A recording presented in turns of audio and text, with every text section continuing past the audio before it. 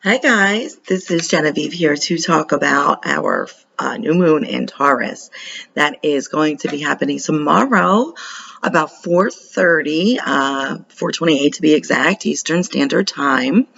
And Taurus energy, it's also a partial solar eclipse. Now, the eclipse is only going to be visible in parts of South America and Antarctica. So most of us here on the planet are not going to actually see it. But as we know, eclipses bring a ton of energy and will just intensify any moon, any new moon that it is falling under. So that's going to intensify this earthy Taurus energy that we have been feeling. Now, as an earth sign, we've talked about Taurus before. Earth signs are usually pretty stable and grounded and just hardworking, charging forward. Don't get the animal associated with Taurus is the bull. So please do not get in a bull's way when it is charging after something that it wants, right? You will get gored or trampled to death or both.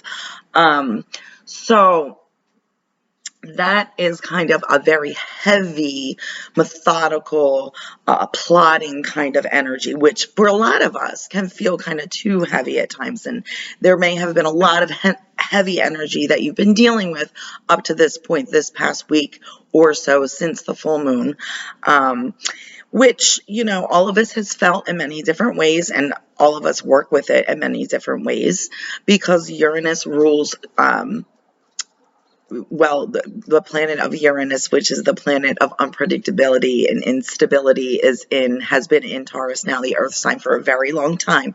It's been causing shakeups left and right. It's just been knocking almost every day, and I'm sure I'm not the only one that this has been happening to.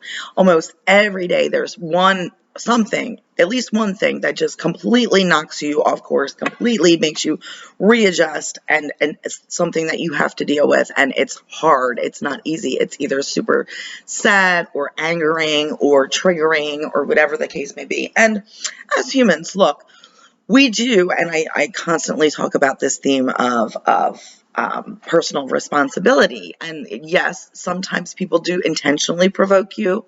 Sometimes people intentionally or unintentionally trigger you. And sometimes it's very difficult for us to not act impulsively, as that Uranus in Taurus is kind of been making us all do lately. But, again, that heaviness, that energy really needs to have an outlet, a positive outlet, if at any, possible way. So Taurus energy is also very earthy, very sensual. It's all about pleasure. So building up to this new moon, and as it occurs over the next few days, you should kind of feel a relief or lifting of that heaviness, as long as you are able to, first of all, find an outlet for that. But then also just feel the positive, the sensuality, the romance, and sensuality isn't just about physical sensuality as far as physical touch or sexuality. It is scent, it is taste, it is sight, it is beautiful things, smells, textures, things that take you back, trigger your memory, right? A positive memory. So we all know how maybe a certain phrase or a song or even smelling something can instantly take you back. Hearing someone's voice that you haven't heard for a really long time can instantly you recognize it, and it just takes you back like, oh my God. Or a smell. Will Smith once very, truly and infamously said the smell of a grill will spark up nostalgia, right? Because it's almost summertime, guys. So, those types of things are what we're talking about with this earthy Taurus energy. And so really get in tune with that, really work with that to positively help you. Now, I'm going to share a little antidote, and also this will kind of touch the bases of how we react, because there always is some negative stuff coming your way. How this energy will bring about around the same time every year, the sensuality, the boldness to be ready to go after what you want, almost too blunt, almost in your face. And, you know, as we are more confident and self-assured, we really don't have any qualms about us, you know, addressing directly what it is that we want. So I was scrolling through my old Facebook memories from years past, as I like to do occasionally. And for those of you who have been on my social media for a long while now, this happened about 5, I believe, or so years ago. Steve and I were out to eat. We're near where we used to live in Media, PA. And we had a few drinks. We had a lot of great food. We were feeling good. We decided to go back to the bar to have a couple more drinks. And it was starting to fill up. It was a Friday night, I believe, around 8 o'clock. So, you know, everybody was out and about. Media is pretty happening in town. And Steve and I, as always, are very social, very chatty people. We like to talk to people. We can find something in common or something to chat about with almost anyone. And we happened to be sitting next to an older, not unattractive older woman. She was very well dressed, very well put together. I would say she was in her late 50s, maybe, 58, 60 even, but looked good for it. And, she was chatting with the both of us. Steve had got up to go to the bathroom at one point, and the woman turned to me and very directly and bluntly asked if I would be willing to accept $3,000 for her to take my husband home for the evening. Now, of course, I just looked at her like, I really didn't hear that correctly.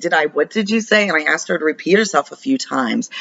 And when it finally sunk in, oh no, honey did ask me to sleep with my husband and was only going to give me $3,000. First of all, anybody who knows my husband, and especially, again, 5, 6 years ago, we were a little bit younger, a little bit more in shape, a little bit more whatever, the both of us, and $3,000. I really said, you're kidding, right? My husband is worth at least double that, if not, but it's no, absolutely not. I basically laughed in her face.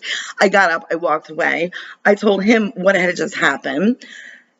And God bless him, and this is why he's my husband still, and this is why I love him. And he walked right up to her, and he laughed at her, and he said, you couldn't pay me all of the money in the world to cheat on my beautiful wife. Go fuck someone, you whore, or something to those effects. Sorry for my language, but again, this video is not for children. So that is kind of the energy we're working with, right? Everyone is feeling a little sexy, a little bit bold, a little bit ready to show off. So the unpredictability of Uranus can make us just come out and say it. Damn the consequences. In this case, I think we were the bigger people because that could have gone down a whole lot differently, right? You tell me how you would have felt if someone propositioned your spouse for a measly $3,000. But anyway, so again, it's how we choose to react to a situation at any given moment, right? Temptation might be, well, gee, at the time I could have used $3,000. If someone offered me 10 grand now, I might pause and actually, well, gee, I could use 10 grand right now, whatever the case may be. But the rational, the adult thing is the bigger person thing is to tell them about who they are as a person. No, all the money in the world does not give you the right to try to control someone else. Period, point blank. Okay, so that's some of this anger energy. Also with the Taurus, you got to let it out. You got to vent it out. You got to just put it out there. And then come back to the sweetness, the sensuality, all of this. We can get what we want within reason. There is no harm in asking. And sure, I guess it's better to be direct and straightforward, and ask. And as long as you can accept whatever answer you get in whatever form it may come in, then you're good. So all of that being said, there's a whole lot more to this. Eros, of course, is also known as Venus working with Venus. It's Cupid. That's the energy that we're working with here. So in order to best keep us stabilized and grounded, yet also kind of, you know, pay homage to the solar eclipse with some fire, and to romance and to sensuality in all of its forms, in every single sense that it touches. I have created a new blend other than the stability blend that I normally make for the Taurus new moon. So I'm not really sure what to call this yet. I might just call it Solar Eclipse in Taurus. I don't know. If you have any suggestions, maybe let me know. But it only includes 5 oils this time. It is Palmarosa, Jasmine, Cinnamon, again, to commemorate that solar eclipse, that fire energy. Sandalwood, which is a grounding but sweet wood, stabilizing. And vanilla, because, you know, nothing says sensuality than a nice spicy vanilla scent. I think that's kind of universal. It turns men on a little bit more than it does women usually, but all of those scents working together, I think, give us a nice earthy, sensual, but also, you know, kind of a little spicy, funky, just kind of commemorating the solar eclipse. Spring, we're getting outside, things are getting a little bit fun again, and people are really just kind of feeling their sexiness, appreciating other people's sexiness, and that is all well and good. So yeah, that's all I have for today, guys. Blessed be, namaste, and I'll see you on the flip side.